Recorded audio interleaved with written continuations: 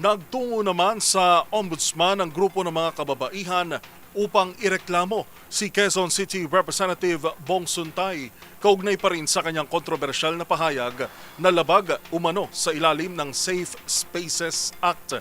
Ang mga detalye tinutukan ni Val Gonzales. Humigit kumulang 100 kababaihan na miyembro ng World March of Women o WMW Pilipinas ang nagkilos protesta sa tanggapan ng ombudsman ngayong umaga. Mula sa Philippine Children's Hospital o PCMC ay nagmarch ang mga kababaihan patungo ng ombudsman, bit-bit ang mga placard at mock-up na kulungan bilang pagpapakita ng anilay panawagan ng pananagutan. Ang reklamo ng grupo ay may kinalaman sa anilay hindi raw katanggap-tanggap na remarks ni Quezon City 4th District Congressman Jesus Bong Suntay kay actress Ann Curtis.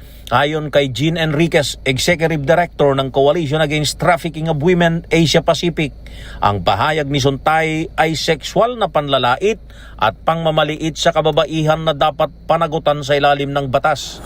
Kinasuhan din namin siya sa ilalim po ng Supreme Court Code of Professional Responsibility and Accountability dahil siya po ay isang abogado.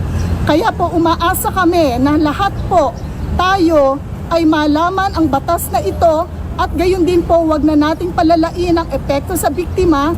Tayo po ay patuloy na subaybayan na mangyari agad ang paglalapat ng parusa sa kanya. Hindi po sapat ang apology.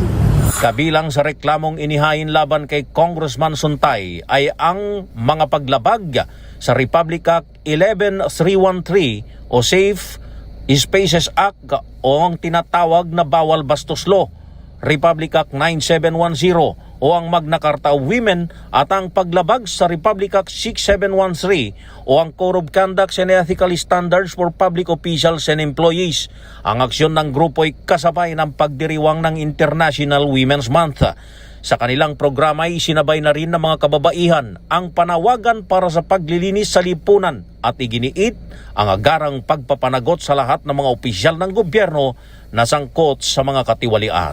At dapat nating sabihin na dapat siya ay managot sa mga batas dahil siya po ay isang opisyal ng ating pamahalaan. Hindi po pwedeng sabihin natin na tanggapin na lamang ang paliwanag niya na siya ay gumagawa lamang ng analogy at ito ay pure imagination. Ito po ay kanyang sinabi, narinig po ng marami, at dahil po dito siya po ay may ginawang krimen. Kaya dapat pong managot po si Bong Suntay.